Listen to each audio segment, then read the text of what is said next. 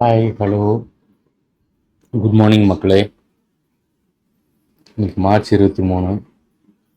அதாவது video prepare பண்ணும்போது okay என்ன ஆயிடுச்சுன்னா லாஸ்ட் வீடியோவில் மைக்கு கீழே விழுந்துருச்சு. அதை நான் கவனிக்காமல் அப்படியே வீடியோவும் அப்லோட் பண்ணிட்டேன். அதில் வாய்ஸ் ஓரளவுக்கு தான் கேட்கும். ஓகேவா, அதனால் திருப்பியும் இந்த வீடியோ போடுறேன், அட்ஜஸ்ட் பண்ணிக்கோங்க. இந்த வீடியோவில் வந்து ரொம்ப ஷார்ட்டாக முடிக்கிறேன். பிகாஸ் இது ரொம்ப முக்கியமான வீடியோங்கிறதுனால வெரி வெரி இம்பார்ட்டண்ட். நல்ல கவனிங்க. நம்ம இது வரைக்கும் ஆம் செக்ஷனில் தான் இருக்கோம். ஓகேவா, ஆம் செக்ஷனில் டீட்டெயில்டாக படிக்கிறோம். ஓகேவா, ஓகே. ஸோ இப்போ ஆம் செக்ஷனில் நான் என்ன ட்ரை பண்ணுறேன்னா, இப்போது நீங்கள் ஃபஸ்ட்டு ஒரு சென்டென்ஸ் படிக்கிறீங்க, ஐ ஆம் அன்புன்ட்டு. ஐன்னா என்ன? ஐன்னா ப்ரோனவுன்னு. ஓகே, ஆம்னா ஆக்சிலரி வெர்பு, அன்புன்னா அது ஒரு நவுனு. இப்படி தெரிஞ்சு வச்சிருக்கணும். புரிஞ்சதுங்களா? நீங்க ஒரு சென்டென்ஸ் நீங்க இங்கிலீஷ்ல பேசுறீங்கன்னா, நீங்க பேசுற ஒவ்வொரு வார்த்தையோட கிராமர் உங்களுக்கு தெரிஞ்சிருக்கணும். அந்த கிராமருக்குள்ள போய் நுழைஞ்சு பார்க்க வேண்டாம். புரியுதா? ஓகே, சரி. இப்போ நம்ம ரெண்டாவது சென்டென்ஸ் பார்ப்போம். ஐ ஆம் இன்ட்ரெஸ்டட் இன் பிளேயிங் கிரிக்கெட். ஐன்னா என்ன தெரியும், ஆம்னா என்னன்னு தெரியும். இன்ட்ரெஸ்டட் அப்படின்னா முன்னாடியே பார்த்துருக்கோம், அது பாஸ்ட் பார்ட்டிசிபிள் அட்ஜெக்டிவ். ஓகேவா? அப்புறம் இன்னு இருக்கு பாருங்க, ஐ எம் இன்ட்ரெஸ்டட் இன். இன்னுங்கிறது ஒரு ப்ரிப்போசிஷன். அதை பத்தி நேத்தே வீடியோ போட்டிருக்கேன். ஓகே, பார்க்காதவங்க அதை பார்த்து தெரிஞ்சுக்கோங்க. சரியா? அப்புறம் அந்த பிளேயிங் கிரிக்கெட் இப்போ நம்மளுக்கு அது வேண்டாம். ஓகேவா, அப்படியே வச்சிருங்க. ஓகே. ஸோ நீங்க வந்து ஐ ஆம் அதாவது இந்த டு பி வேர்ப்ஸ் யூஸ் பண்ணி ஒரு சென்டென்ஸ் நீங்க பேசுறீங்கன்னா அதுல இருக்கிற வார்த்தையோட ஒரு கிராமர் உங்களுக்கு தெரிஞ்சிருக்கணும். அவ்வளவுதான். ஓகே, இந்த செஷனோட நோக்கம். சரியா? அப்புறம் கடைசியில் ஒக்காபுலரியும் எடுத்துட்டு போவேன். இது வந்து இதுக்கு முன்னாடி போட்ட வீடியோ வந்து வாய்ஸ் சரியில்லைங்கிறதுக்காக திருப்பி இந்த வீடியோவை ரீரெக்கார்ட் பண்றேன். ஓகே, சரி. அடுத்து தேர்ட் பாருங்க, I am not a singer அப்படிங்கிறாங்க. ஓகே, இந்த இடத்துல நாட்டுங்கன்னா என்ன பாருங்க. நாட்டு அப்படிங்கிறது it is an adverb for negative statements. அட்வர்ப்னா என்னங்கிறத முன்னாடியே படிச்சிருக்கிறோம். அட்வர்ப்னா என்னங்கிறத முன்னாடியே படிச்சிருக்கிறோம். ஓகேவா, நான் முன்னாடியே சொல்லிட்டேன், நம்ம கிளாஸ் வந்து மெதுவாக ஸ்லோ அண்ட் ஸ்டடியாக தான் போகும். ஓகேவா, இன்னைக்கு தான் ஐஎம் செக்ஷனோட லாஸ்ட் செஷன், லாஸ்ட் கிளாஸ். சரியா? ஓகே. ஸோ இப்போ இங்கே I am not a singer அப்படின்னா நாட்டு வந்து எப்படி சார் அட்வர்ப் ஆகுது? அட்வர்புக்கு முன்னாடியே ரூல் சொல்லியிருக்கேன். என்னென்ன? ஒரு வெர்பை விவரிக்கிறதுக்கு பயன்படும் அட்வர்பு, அதே சமயத்துல அட்ஜெக்டிவையும் விவரிக்க பயன்படும் அட்வர்பு அப்படின்னு பார்த்துருக்கோம் எனக்கு. அப்போ இங்க பார்க்கும்போது ஐ எம் நாட் அ சிங்கர். கொஞ்சம் யோசிச்சு பாருங்க. உங்களுக்கு ஏதாவது சார் இங்க வந்து நாட்டுங்கிறது அட்வர்புங்கிறீங்களே, இது எப்படி, இது வந்து வெர்பை விவரிக்குதா இல்ல அட்ஜெக்டிவை விவரிக்குதா? சொல்லுங்க பார்க்கலாம். சின்ன, ஏன்னா நான் முன்னாடி சொல்லியிருக்கிறேன், உங்ககிட்ட ஒரு தேடல் இருக்கணும், ஒரு தேர்ஸ்ட் ஆஃப் நாலேஜ், ஒரு அறிவு தாகம் இருக்கணும். அப்ப இருந்தாதான் நீங்க எந்த ஒரு லேர்னிங் ப்ராசஸ்க்குள்ளேயும் உங்களால கொண்டு போக முடியும் உங்களை. சரியா? சரி, அது வந்து ஒரு கேள்வியோட இருக்கட்டும். அடுத்தது பார்த்தீங்கன்னா ஐ ஆம் 50 years old.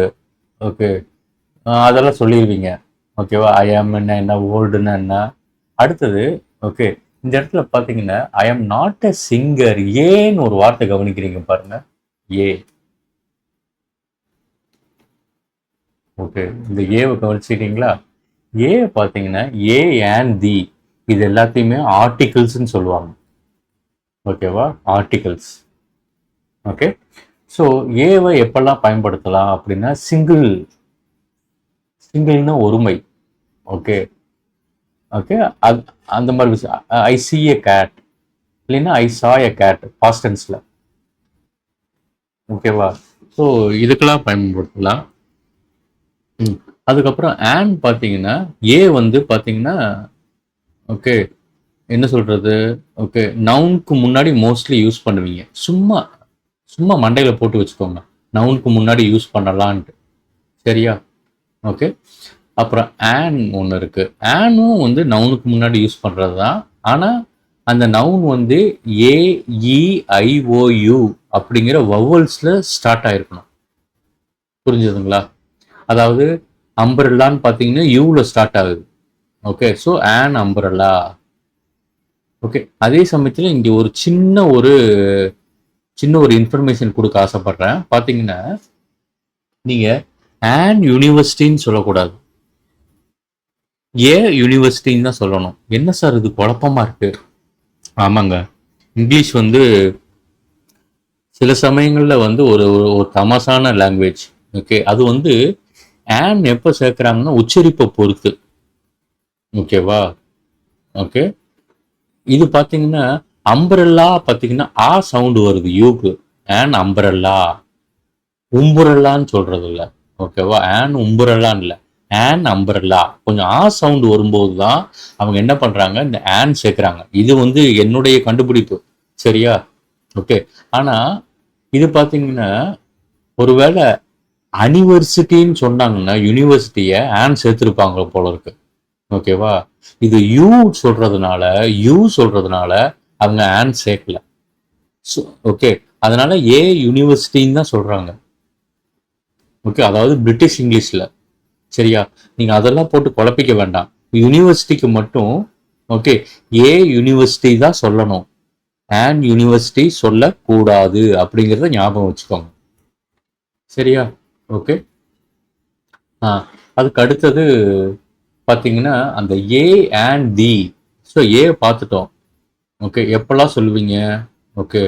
I C A gate, I C a person. Okay. இல்லைன்னா பாஸ்ட் டென்ஸ்ல சொல்றதா இருந்தா ஐ சா எ கவ், ஐ சா எ மேன், ஐ சா மை ஃப்ரெண்ட், ஐ சா எ ஃப்ரெண்ட். ஏ ஒருமை அப்படின்னு சொல்றதுக்குள்ள ஏ போட்டுக்கலாம். அது ஆர்டிக்கிள். ஆர்டிக்கிள் அப்படிங்கிற வார்த்தை உங்க மனசுக்குள்ள போகணும். அடுத்தது ஆன், அதுவும் ஒரு ஆர்டிக்கிள். ஓகேவா? ஏவும் ஆனு தி எல்லாமே வந்து நவுனுக்கு முன்னாடி வரும் அப்படின்னு புரிஞ்சு வச்சுக்கோங்க. ஓகேவா? ஸோ ஆன் எப்போ சொல்லணும்னு நான் சொல்லிட்டேன். ஓகே. ஒரு நவுன் வந்து வவல்ஸ்ல ஸ்டார்ட் ஆச்சுன்னா ஏஇஐஓயு. ஓகே.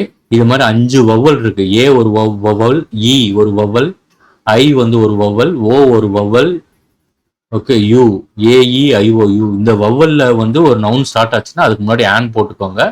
ஆனா யூனிவர்சிட்டிக்கு முன்னாடி ஆன் போடாதீங்க. அவ்வளவுதான். அடுத்தது தி பார்ப்போம். தி வந்து என்னன்னா ரொம்ப யூனிக்கான நவுன்ஸுக்கு. யூனிக்னா தனித்துவமான பெயர் சொற்களுக்கு. ஓகே. தனித்துவமான யூனிக் நவுன்ஸ் எப்படி சொல்றது? Okay. The sun, the moon, the mountain, the Everest அப்படின்ட்டு வந்து ஒரு நவுன் இருந்ததுன்னா ஓகே ரொம்ப யூனிக்கா தனித்துவமா இருந்ததுன்னா அதுக்கெல்லாம் தி போட்டுக்கலாம். இது ஃபர்ஸ்ட் ரூலு. அப்புறம் பாருங்க செகண்ட் ரூலுக்கு வரேன். ஓகே. இப்போ பாருங்க இதை கவனிங்க. ஐ வாஸ் எந்த இடத்துல கவனிக்க சொல்றேன்னா இங்க. ஓகேவா? இந்த இடத்துல I was entering into a street. Okay. நான் ஏற்கனவே ஸ்ட்ரீட்டுங்கிற நவுனை பத்தி என்னோட ஃபர்ஸ்ட் சென்டென்ஸ்ல சொல்லிட்டேன். சரியா? திருப்பி நான் செகண்ட் சென்டென்ஸ்ல நான் பேசும்போது okay a street was so க்ரௌடுன்னு சொல்லக்கூடாது. அப்போ நீங்க என்ன பண்ணிக்கலாம்? தி போட்டுக்கலாம். ஓகே. ஸோ உங்களுடைய ஃபர்ஸ்ட் சென்டென்ஸ்ல ஒரு நவுனை சொல்லிட்டீங்க. அதே சென்டென்ஸை அதே வார்த்தைய ஓகே உங்களுடைய ஃபர்ஸ்ட் சென்டென்ஸ்ல ஒரு நவுனை ஸ்பெசிஃபை பண்ணிட்டீங்க, சொல்லிட்டீங்க. ஓகேவா? அதே நவுனை உங்களுடைய ரெண்டாவது சென்டென்ஸ்ல பயன்படுத்தும் போது நீங்க தி போட்டுக்கணும். The street was so crowded. இது ரெண்டாவது ரூலு. மூணாவது ரூலு இந்த பாருங்க, இது போட்டிருக்க பாருங்க சூப்பர்லேட்டிவ். இது பேரு. ஓகேவா? இந்த சூப்பர்லேட்டிவ் வந்துச்சுன்னா டால், டாலர், டாலஸ்ட் இதை பத்தியும் தெரிஞ்சுக்கணும் நீங்க. ஓகேவா? இந்த மாதிரி சூப்பர்லேட்டிவ்க்கு முன்னாடி நீங்க தி போட்டுக்கணும். சரியா? ஓகே. தி டாலஸ்ட் மவுண்டன். ஓகே. புரிஞ்சதா? ஓகே. ஸோ 3 இடத்துல நீங்க வந்து தி போட்டுப்பீங்க. பின்னாடி ஏதாவது இதுக்கு முன்னாடி தி வருதுன்னா பார்ப்போம். புரிஞ்சதுங்களா? இது நான் உங்களுக்கு ஸ்போக்கன் இங்கிலீஷ். ஓகே, நல்லா கவனிச்சு பார்த்தீங்கன்னா நான் உங்களுக்கு கிராமரும் எடுத்துட்டு போயிட்டே இருப்பேன். இன்னும் நம்ம ஆம்ல தான் இருக்கிறோம். ஓகே, ஆனா ஆம்ல வந்து நிறைய விஷயங்கள் தெரிஞ்சிருக்கிறீங்க. ப்ரிப்போசிஷன் பத்தி தெரிஞ்சிருக்கீங்க, அட்வர்பு பத்தி தெரிஞ்சிருக்கிறீங்க, அப்புறம் பாஸ்ட் பார்ட்டிசிபிள் அட்ஜெக்டிவ்ஸ் தெரிஞ்சிருக்கிறீங்க. பியூர் அட்ஜெக்டிவ்னா என்ன? ஓகே, இப்போ ஆர்டிகிள்ஸ் பத்தி இப்போ படிச்சுட்டு இருக்கிறோம். அப்புறம் நாட்டுன்னா என்ன, and adverb for negative statements. புரிஞ்சுதுங்களா? அப்புறம் தி எப்போ யூஸ் பண்ணணும் பாருங்க. அப்புறம் இங்க இருக்கிற ஹாப்பி, சாரி, ஸ்லீப்பி இதெல்லாம் பியூர் அட்ஜெக்டிவ்ஸ். புரிஞ்சதுங்களா? Okay okay. அட்வர்பு நல்லா ஞாபகம் வச்சுக்கோங்க. அட்வர்புங்கிறது வெர்பு விவரிக்க மட்டும் பயன்படுத்த மாட்டாங்க ஆங்கிலத்துல. அட்ஜெக்டிவையும் விவரிக்க பயன்படுத்துவாங்க. அது நேத்தே சொல்லியிருக்கிறேன். சரியா? ஓகே.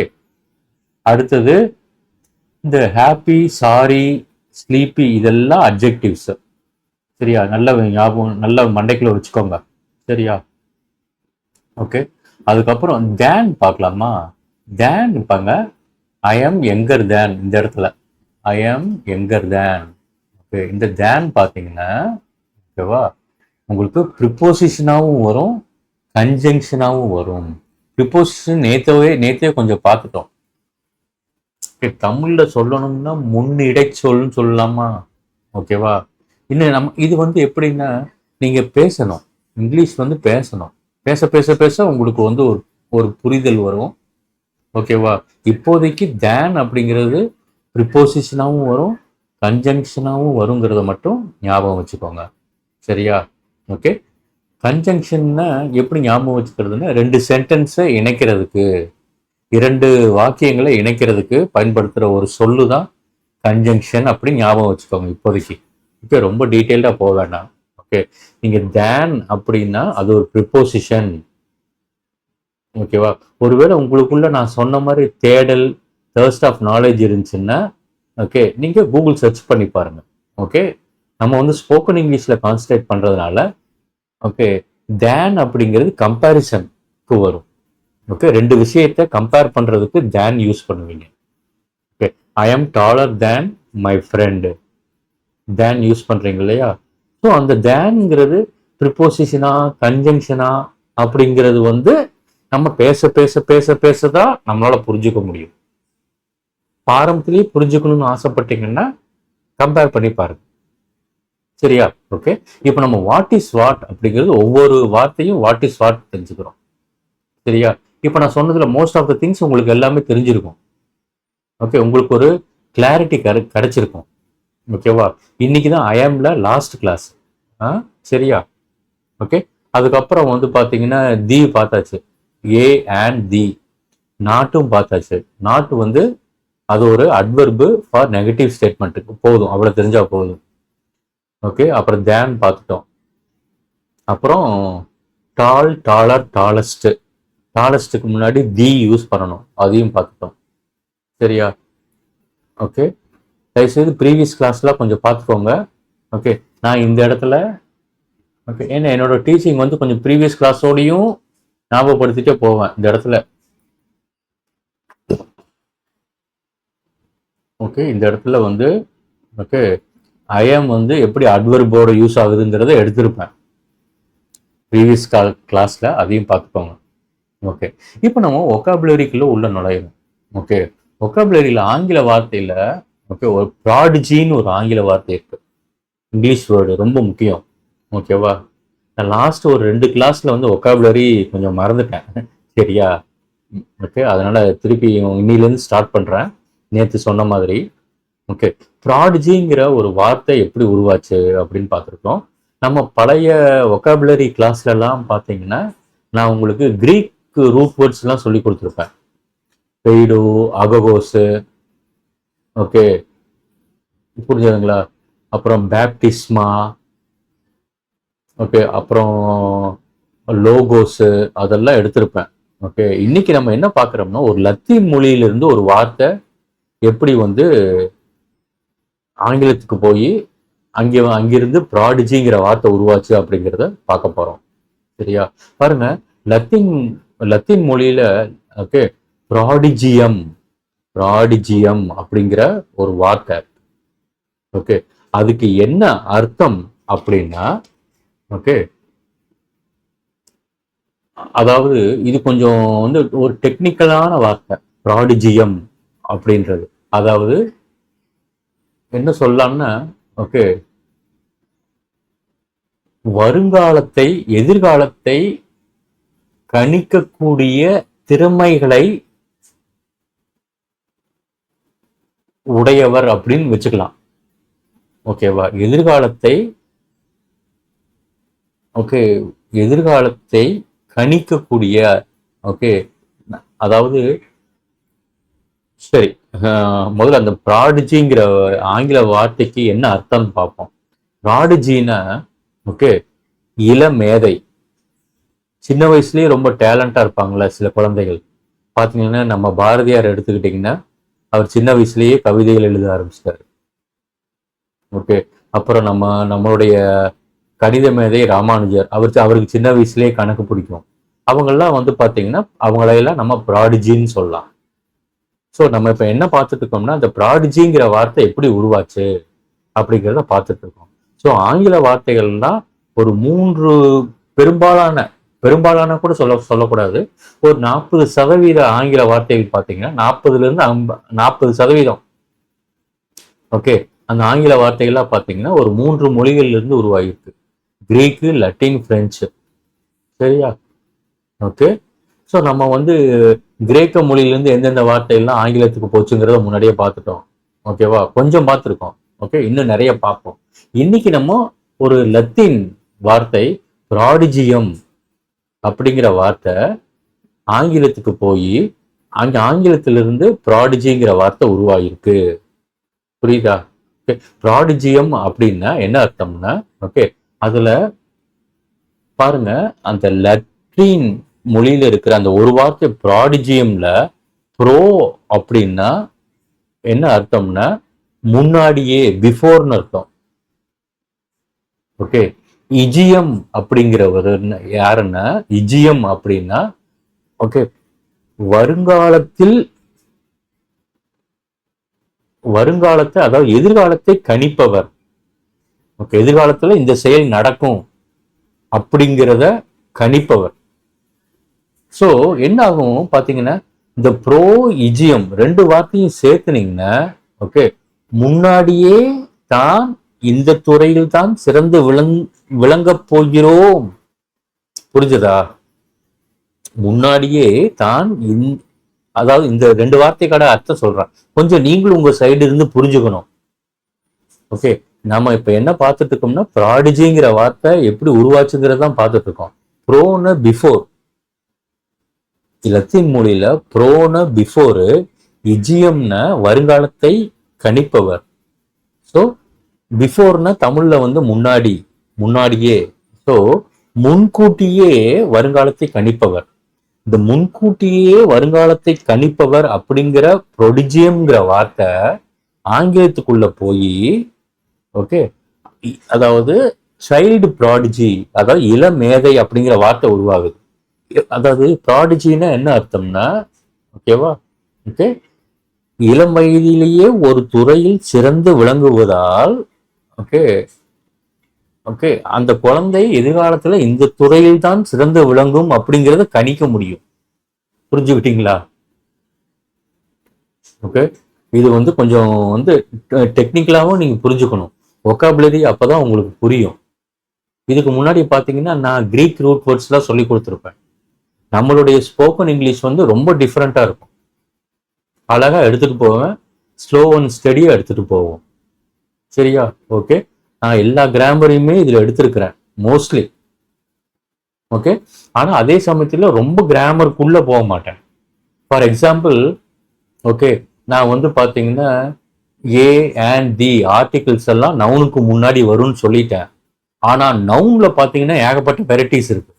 பர்சனல் ப்ரோனவுன்ஸ், அது இதுன்ட்டு அதெல்லாம் வேண்டாம் நம்மளுக்கு.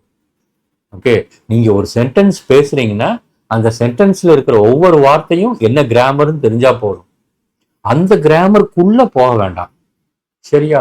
ஓகே, ஓகே, இது நான் முன்னாடியே சொல்லியிருப்பேன். சரியா? ஓகே, ஸோ எல்லாத்தையுமே எடுத்துட்டேன்னு நினைக்கிறேன்.